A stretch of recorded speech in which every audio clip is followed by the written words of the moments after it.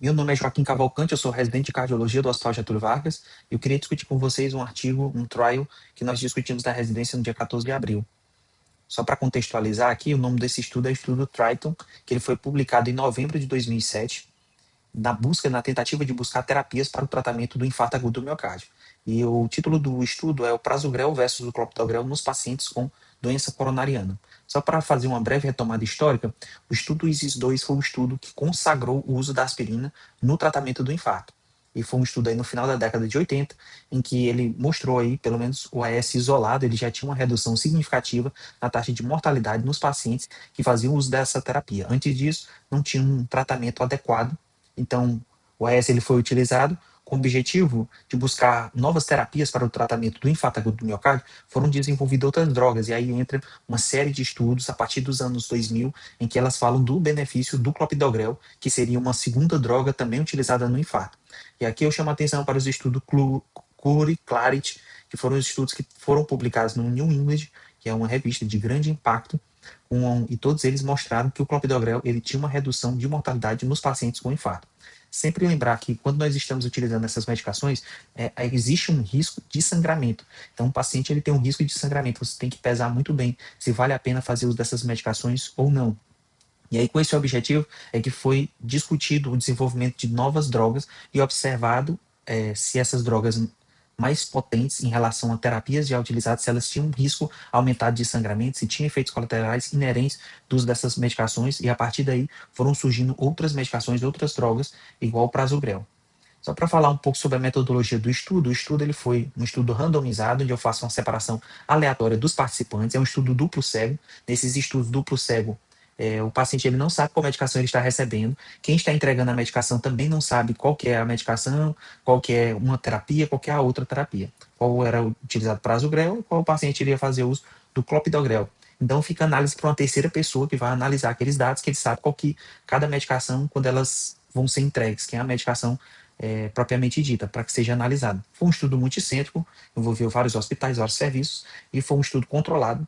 As análises interpretadas nesse estudo, elas tinham uma intenção clara de tratamento. Para falar um pouco aqui sobre os critérios de inclusão de uma forma mais resumida, nos pacientes, eles foram divididos em pacientes com supra do segmento ST e pacientes sem supra do segmento ST. Nesses pacientes que foram selecionados sem um supra do segmento ST, eles tinham que ter pelo menos um quadro de dor torácica acima de 10 minutos e menor do que 72 horas. Tinha que ter um time RISC acima de 3. Ele tinha que ter pelo menos um infra do segmento ST acima de 1 milímetro e também tinha que ter alteração dos marcadores de necrose cardíaca, que seria ali a troponina. Nos pacientes com supra do segmento ST, eles deveriam ter uma dor torácica de pelo menos 12 horas. Esses pacientes eles não poderiam ter feito aí um tratamento de infarto agudo do miocárdio com menos de 14 dias para serem inclusos. Lembrar que essa randomização desse estudo, os pacientes eles eram randomizados na sala de hemodinâmica, um dos fatores que falou bastante, uma das críticas ao estudo, falando a respeito dessa randomização que acontecia durante a execução ali no serviço de hemodinâmica, que ia se preferir se o paciente iria usar clopidogrel ou prasugrel. Por que tem essa crítica? Porque o prasugrel, o mecanismo de ação dele, ele tem um pico de ação em até 30 minutos, comparado ao clopidogrel, que ele tem um pico de ação em 6 horas. De certa forma, quando essas medicações são utilizadas na sala de hemodinâmica, acaba por desfavorecer um pouco o grupo que fez uso do clopidogrel, visto que ela tem pico de ação mais tardia.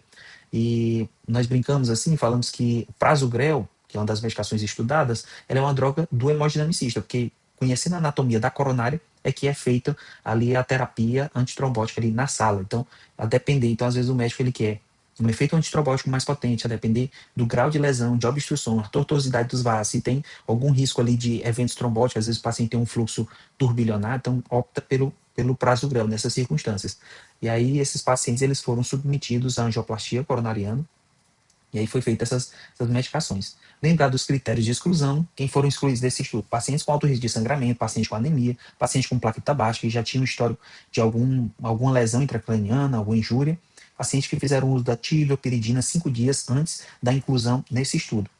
E aí, o desenho desse estudo, então, foi um N bem significativo, que foram selecionados esses pacientes, né, passados os critérios de inclusão, TCLE, no N de 13.608 pacientes. Todos os pacientes do grupo receberam o uso da aspirina, sendo que um braço dos pacientes recebeu o uso do prasugrel, que foram 6.803 pacientes, com uma dose de ataque de 60 miligramas e dose de manutenção de 10 miligramas por dia, versus o segundo grupo. O segundo braço ele recebeu o clopidogrel, dose de ataque de 300 miligramas, com dose de manutenção de 75 miligramas. Lembrando que esse grupo que fez uso do clopidogrel foi 6.975 pacientes. O follow-up desse estudo foi cerca de 12 meses, sendo que o endpoint primário e o secundário são endpoints compostos, sendo que o endpoint primário é mortalidade cardiovascular, infarto agudo do miocárdio e AVC, já o endpoint secundário é mortalidade cardiovascular, infarto agudo do miocárdio, AVC, rehospitalização, mortes cardiovasculares por outras causas, e a famosa trombose disstente. A trombose disstente, quando ela acontece, o paciente aí tem uma mortalidade elevada, né? 100% aí dos pacientes vão ter. Então, é uma complicação que, quando ela ocorre, ela é catastrófica. E aqui, falando um pouco sobre a baseline dos pacientes que foram selecionados para esse estudo, então, o braço aqui, interessante esses dados, que a idade média desses pacientes, eles tinham idade média de 61 anos em ambos os grupos, foi incluso pacientes acima de 75 anos, que são pacientes aí, de certa forma, que são mais velhos, né? Então, esses pacientes, geralmente, esses pacientes acima de 75 anos, eles não são todos estudos, nós vamos ver que são inclusos, então, esse estudo ainda incluiu. Ele incluiu aí cerca de 25% dos pacientes eram do sexo feminino, lembrando que as mulheres, geralmente, nos estudos que são feitos, elas não têm um baixo número de mulheres. Outro dado que chama a atenção é a respeito também da baixa quantidade de pacientes selecionados aqui da Sul da América. Então, toda vez que é feito um estudo europeu, americano, para nós avaliamos a quantidade aí populacional para saber se esse estudo ele tem uma validação externa, se vai ser os dados, analisar aqueles dados, as conclusões, eles servem para a nossa população, que é sul-americana. Então, predomínio aí de norte-americanos, né, de europeus nesse estudo. Outro dado interessante, né, os pacientes que fizeram angina ou não tiveram supra de ST 74%, pacientes que tiveram supra de segmento ST 26%. Aí falando aqui mais análise, então ele foi pego aqui os pacientes, né? Então para ver se esse paciente, para ver se algum, para que é feita a randomização, para que eu não consiga selecionar, para que eu tenha uma aleatoriedade dos dados, eu não selecione pacientes mais doentes para um grupo ou para outro grupo, o que poderia favorecer ou desfavorecer uma medicação ou terapia. E aqui você percebe que está muito bem equilibrado aqui, pacientes hipertensos, 64% em cada, nos dois braços do grupo, paciente com hipercolesterolemia, 56% em cada braço do grupo, paciente com diabetes mellitus, 23% em cada braço do grupo, pacientes tabagistas, 38% em cada grupo, pacientes com evento prévio de infarto agudo do miocárdio, 18% em cada grupo. Então, é interessante que os grupos, as doenças desses dois grupos, elas estão equilibradas e, como eu disse, também a idade desse paciente está muito bem equilibrada. Falando aqui, a maioria dos pacientes eles foram para angioplastia, fizeram cateterismo, né? 99% dos pacientes eles fizeram. Grande parte desses pacientes também colocou stent, 94% no grupo prasugrel versus 95% no grupo clopidogrel.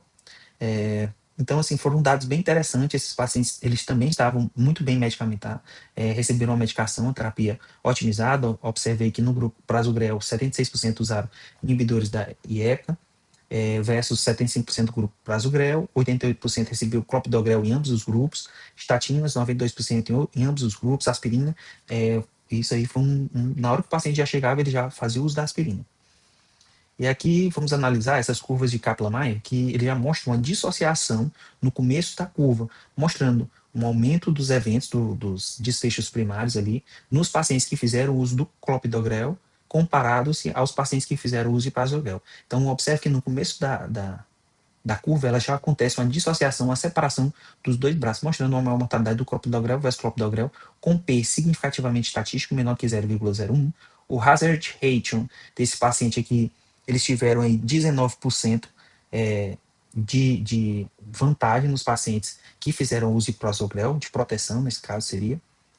E aqui, quando nós vamos analisar os desfechos, nesse desfecho primário aqui, então mostrou que uma menor ocorrência de eventos nos pacientes, desfecho primário, nos pacientes que fizeram uso de prasugrel, 9,9% comparado ao grupo clopidogrel, que foi 12,1%, com significância estatística. Só que quando nós vamos analisar a análise de subgrupos, nós observamos que esses pacientes eles tiveram desfecho primário positivo às custas de uma métrica, que foi um infarto agudo do miocárdio não fatal.